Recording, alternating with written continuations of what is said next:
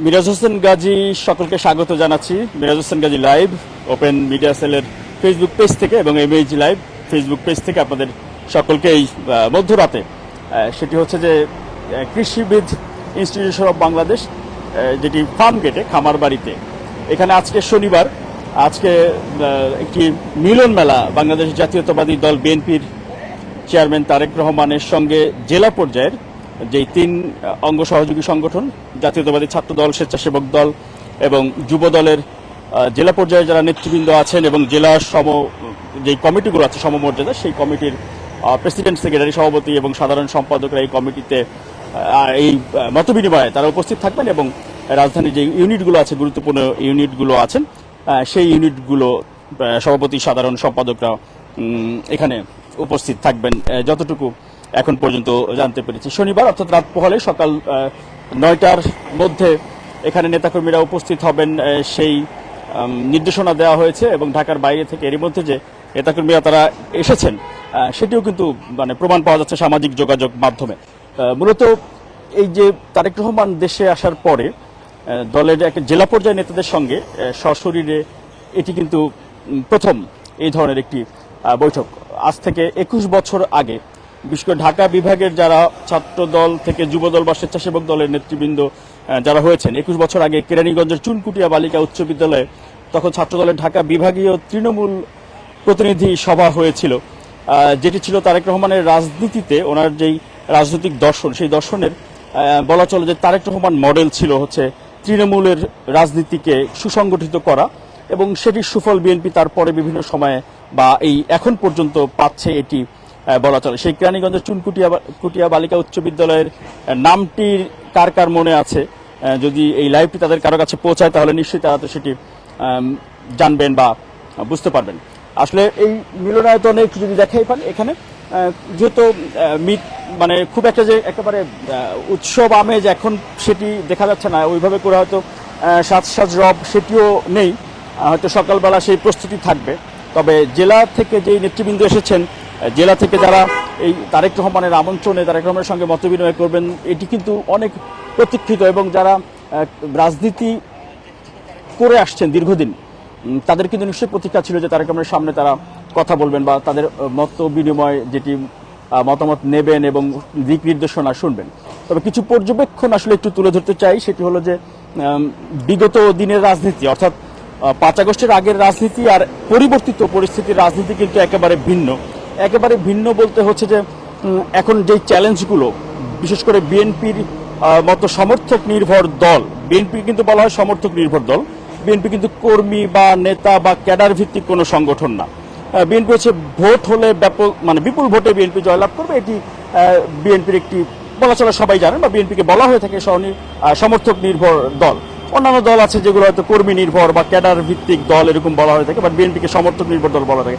কিন্তু এখন বিএনপিকে লড়াই করতে হচ্ছে কিন্তু দুইটি প্রতিপক্ষের সঙ্গে বিএনপিকে লড়াই করতে হচ্ছে এবং সবচেয়ে বেশি যেটি বিএনপির জন্য চ্যালেঞ্জ সেটা হচ্ছে সামাজিক যোগাযোগ মাধ্যমে বিএনপি একেবারেই সক্রিয় না, এটি একেবারে সাদামাটাভাবে বলা চলে। 2015 সালে লন্ডনে বিএনপির তখনকার চেয়ারম্যান সাবেক প্রধানমন্ত্রী প্রয়াত বেগম খালেদা জিয়া তিনি কিন্তু খুব জোরালোভাবে বলেছিলেন যে সামাজিক যোগাযোগ মাধ্যমে সক্রিয় হওয়ার জন্য এবং মিশরের বিপ্লবের কথা তিনি ওই সময় উল্লেখ করেছিলেন যে সামাজিক যোগাযোগ মানে ব্যবহার করেই বিপ্লব বা অভ্যুত্থান গণঅভ্যুত্থান সম্ভব। বাংলাদেশেও কিন্তু এই সামাজিক যোগাযোগ মাধ্যম ব্যবহার করে কোনো পরিবর্তন বা কোনো গণতান্ত্রিক কোনো কিছু সম্ভব। বেগম খালেদা জিয়া 2015 সালের নভেম্বরে বলেছিলেন লন্ডনে।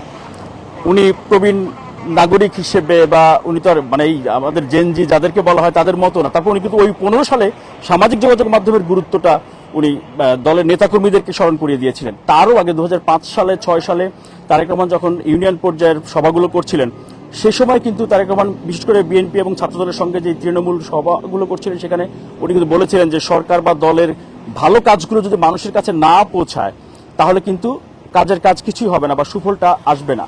তখন অনেকেই গণমাধ্যমের ভূমিকা নিয়ে প্রশ্ন তুলেছিলেন বা সমালোচনা করেছিলেন। তখন কিন্তু ওই সময় তারেক রহমান বিএনপির সিনিয়র যুগ্ম মহাসচিব ছিলেন, তখন তিনি কিন্তু বলেছেন যে নেতৃবৃন্দ আপনারাই তো আমার সবচেয়ে বড় মিডিয়া, আপনারা সরকার এবং দলের সঠিক তথ্যগুলো আপনারা জানবেন, জেনে আপনারা সাধারণ মানুষের কাছে জানাবেন, আপনাদের চেয়ে বড় মিডিয়া কিন্তু নেই।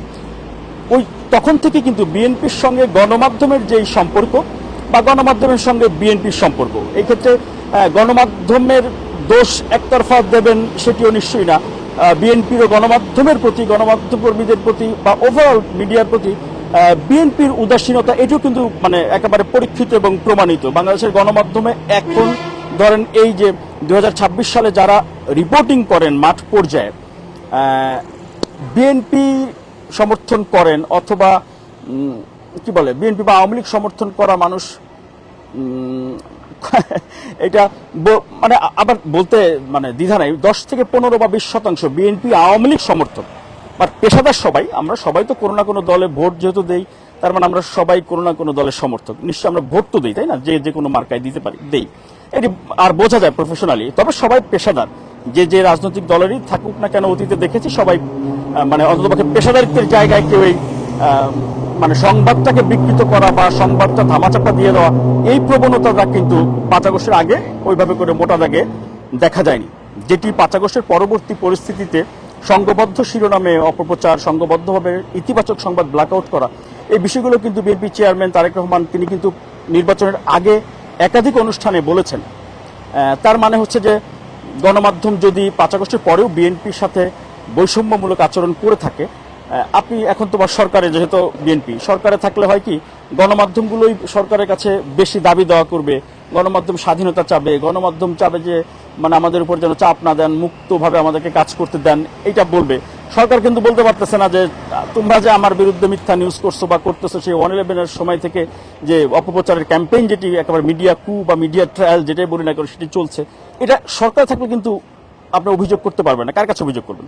বিচার আপনি কার কাছে দিবেন? আপনার কাছেই তো সবাই বিচার দেবে।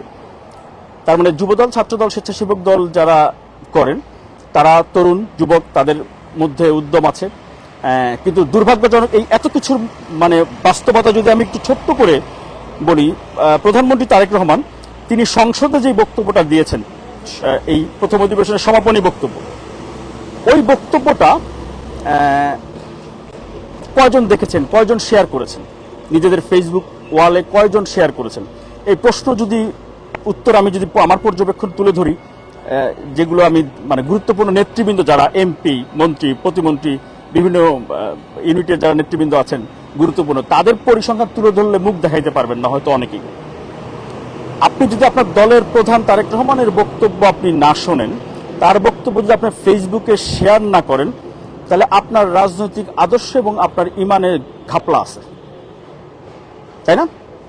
আপনি তো রাজনীতি করেন, আপনি তো রাজনীতি করলে আপনার দলের প্রধানের বক্তব্য যেটি দেশ ও জনগণের জন্য কাজে লাগবে, তাও বাদ দেন, আপনার নিজেরও তো মানে চিন্তা করেন, আপনি দল করেন কি করেন, দলের প্রধানের বক্তব্য আপনি শুনেন না, এটি কিন্তু বাস্তবতা।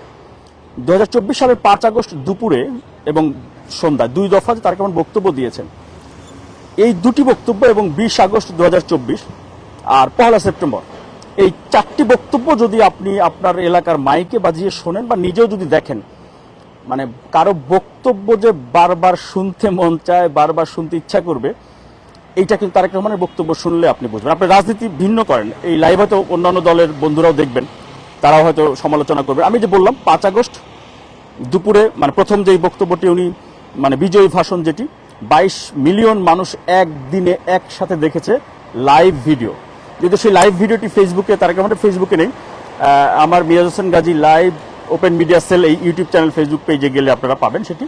বিজয়ের কাছে পরাজিতরা নিরাপদ থাকলে বিজয়ের আনন্দ মহিমান্বিত হয়। অর্থাৎ ওই সময় কিন্তু রাজনৈতিক অভিভাবক হিসেবে বাংলাদেশে তখন কিন্তু তারেক রহমান একমাত্র, তখন 2024 সালের 5 আগস্ট, ওই সময় তার জামায়াত ইসলামী বা শিবিরের নেতৃবৃন্দ, ওনারা তো আত্মপ্রকাশ তখন তো ঘট নাই। আমাদের ডাকসু নেতৃবৃন্দ যারা এখন শিবিরের বড় নেতৃবৃন্দ, ওনারা তো প্রায় 1.5 মাস পরে শিবিরের নেতা হিসেবে আত্মপ্রকাশ ঘটেছে, এটি বাস্তবতা। কিন্তু ওই সময় তো বিএনপি তো প্রকাশ্যে, তারেক রহমান তখন কিন্তু একমাত্র রাজনৈতিক অভিভাবক, যিনি সকল দলের নেতা কর্মী, সমর্থক, সাধারণ মানুষ যারা, তাদের নিরাপত্তার জন্য বিএনপিকে পাহারাদারের ভূমিকা পালন করতে বারবার নির্দেশনা দিয়েছিলেন। এবং এটি মানতে বা বলতে নিশ্চয়ই সবাই অন্য দলের লোকজনও মানবেন, বা আমি আওয়ামী লীগের অনেককেই দেখেছি টকশোতেও 2-1 যারা আছেন কথা বলেন একটু আওয়ামী লীগের পক্ষে, তারাও কিন্তু বলেছেন 5 আগস্টের পরে তারেক রহমানের যে নেতৃত্ব, অভিভাবকত্ব, এইটার প্রশংসা করতে হবে। কারণ শেখ হাসিনা সহ ওনার যারা মানে বড় নেতারা মন্ত্রীরা হয়তো পালাই গেছেন দেশ থেকে, কিন্তু সারা দেশে মানে গ্রামগঞ্জে যে আওয়ামী লীগের সমর্থক নেতা কর্মী সব জায়গায় তার ঢালাওভাবে তার হামলা হয়নি। তাদের নিরাপত্তার জন্য তখন কিন্তু তারেক রহমান দিক নির্দেশনা দিয়েছেন। এই যে বক্তব্যগুলো, এই যে আমি যেটা বললাম, এটা কিন্তু আপনারা হয়তো এভাবে করে মানে চিন্তা করেননি বা এভাবে করে আপনারা শোনেননি। এটি কিন্তু বাস্তবতা। একজন নেতার বক্তব্য তার ফেসবুকে 22.1 মিলিয়ন মানুষ দেখেছে দিনে দিনে। মানে আমি ওই সময় স্ক্রিন রেকর্ড দিয়ে রেখেছিলাম, আমার কাছে ওইটা আছে, যে কারণে আমি এটা মানে সৌভাগ্যবান আমি মনে করি। কারণ ফেসবুকে তো একটা নিয়ম আছে যে লাইভ স্ট্রিমিং গুলো তো ডিলিট করে দেয় পরে। তো বিএনপি যদি পরবর্তীতে ওনাদের দৃষ্টিতে ওটা এনেছিলাম, ওনারা এখন সেটা আবার লাইভের সঙ্গে সঙ্গে আবার এটি রাশ কপিও আপলোড করে ভিডিও হিসেবে। মূল ব্যাপার হচ্ছে যে ছাত্রদল, যুবদল, স্বেচ্ছাসেবক দল আপনাদেরকে সবচেয়ে বেশি সচেতন সজাগ থাকতে হবে, যেটি আমি মূল কথা বলতে গিয়েছিলাম এর মাঝে, সেটি বলে এটি শেষ করব। গেল 25 বছর যদি আমি একজন সংবাদকর্মী, যদিও এখন সংবাদকর্মী হিসেবে কথা বলছি না, এখন একজন সচেতন নাগরিক হিসেবে, তথ্যকর্মী হিসেবে কথা বলছি, পর্যবেক্ষক, রাজনীতি পর্যবেক্ষক হিসেবে, বিগত 25 বছর বাংলাদেশের রাজনীতিতে দুইটা ধারা, আওয়ামী লীগ আর হচ্ছে মানে আওয়ামী বিরোধী, তাই না, বিএনপি জামাত বা বিএনপি জামাত। খেয়াল করবেন 25 বছর আওয়ামী লীগ আর আওয়ামী লীগের বাইরে ছিল কি বিএনপি জামাত। বিএনপি আর জামাত কিন্তু এক শব্দ হয়ে গিয়েছিল, দুইটা শব্দ, দুইটা দল। কিন্তু মানুষ যখন বলতো, কেউ যদি গালি দেওয়ার জন্য বলতো বিএনপি জামাত, তাই না, আবার পজিটিভলি বললেও বলতো যে বিএনপি জামাত। তার মানে বিএনপি জামাত কিন্তু 25 বছর একাকার হয়েছিল। আপনি কিন্তু চিন্তা করেননি যে আপনার মধ্যে কখনো ভাগ হতে পারে। এটা দুই আপন ভাইয়ের মতো। ছোটবেলায় আপন দুই ভাই যেমন এক ভাই আর এক ভাইয়ের জন্য জীবন দিয়ে দেয়, এই আপন দুই ভাই কিন্তু বাবার ওয়ারিশ নিয়ে এক ভাই আর এক ভাইকে কিন্তু মানে মারার জন্যও কিন্তু ভূমিকা নেয়। আমার মনে আমি বুঝাইতে পারছি আপনাদেরকে। বিএনপি একটা খোলামেলা বলি না, বিএনপি আর জামায়াত ইসলামী 25 বছর আপনি কিন্তু ভাগ করার চেষ্টা করেন নাই। বিভিন্ন পেশাজীবী সংগঠনগুলোতে বা পেশাজীবীদের মধ্যে বিএনপি যত বড় দল, অভিভাবক, ওনারা মনে করেছেন সবাই আমাদের। বিএনপি মনে করেছে সবাই আমাদের, কিন্তু সবাই আমাদের আর সবাই আমার এই পার্থক্য যে করতে হবে, এটা কিন্তু বিএনপি হয়তো চিন্তা করে নাই। কিন্তু এখন যখন আপন দুই ভাই একেবারে চিরশত্রু যখন হয়ে গেলেন, আপনার প্রধান শত্রু, তখন সেখানে কিন্তু বাস্তবতা কি হতে পারে সেটা চিন্তা করেছেন। আপনার ভাগে কয়টা পড়েছে? বিএনপি জামাত যখন একসাথে ছিলেন তখন তো আপনি আর পার্থক্য করার চেষ্টা করেন 25 বছর। এখন যখন পার্থক্য আপনি করলেন, আপনার ভাগে কি দেখলেন? 2024 সালের 1 সেপ্টেম্বর তারেক রহমান কিন্তু বলেছিলেন যে অদৃশ্য শত্রু, অদৃশ্য শক্তি, অদৃশ্য প্রতিপক্ষকে মোকাবিলা করতে হবে আগামী দিনের রাজনীতিতে। যারা তখন বুঝেছিলেন তারা তো বুঝেছেন, যারা বোঝেননি তারা হয়তো রাজনীতি অনেক পিছিয়ে থাকবেন। নিশ্চয়ই সামাজিক যোগাযোগ মাধ্যমে সক্রিয় হওয়ার জন্য বিএনপির চেয়ারম্যান তারেক রহমানের এই মত বিনিময়, এই বিষয়টিও আলোচনায় যদি আসে বা এটির দিক নির্দেশনা থাকে, তারেক রহমানের বক্তব্য 1 লাখ মানুষ শেয়ার করবে না, 1 লাখ শেয়ার হবে না, এইটা আসলে চিন্তা করতেও তো খারাপ লাগে, তাই না?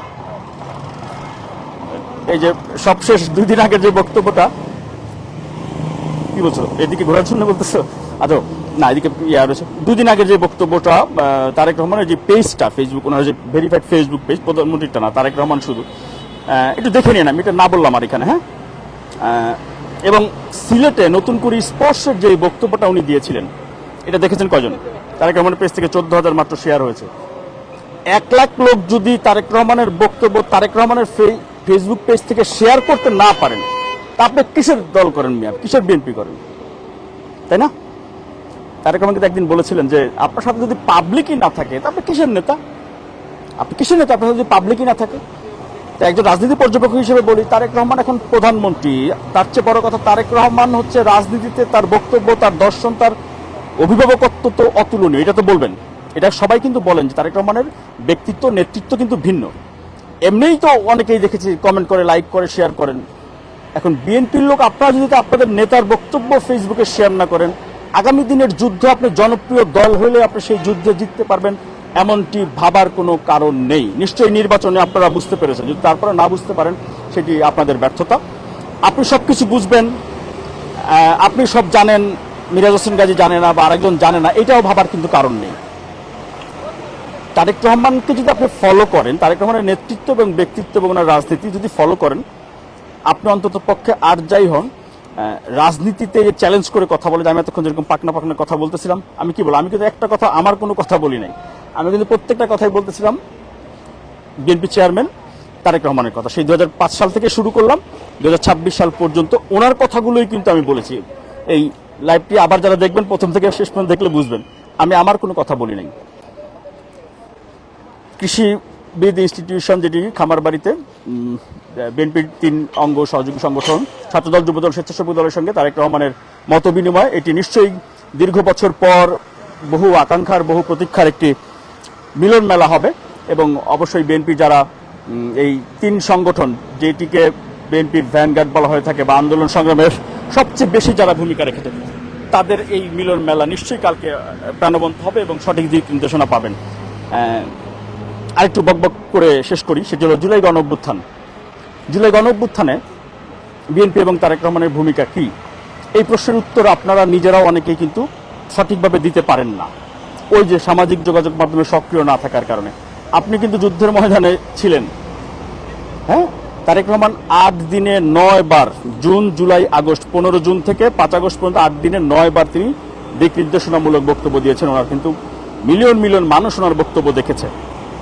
এবং এই কোটা, যে 5% কোটা করার প্রস্তাবনা তারেক রহমান 14 সালের 15 জুলাই প্রথম, তারেক রহমানে কিন্তু সরকারি চাকরিতে মেধাবীদের জায়গা করে দেওয়ার জন্য কোটা 5%-র বেশি রাখার কোনো যৌক্তিকতা নেই। 2014 সালের 15 জুলাই তারেক রহমান প্রথম বলেছিলেন।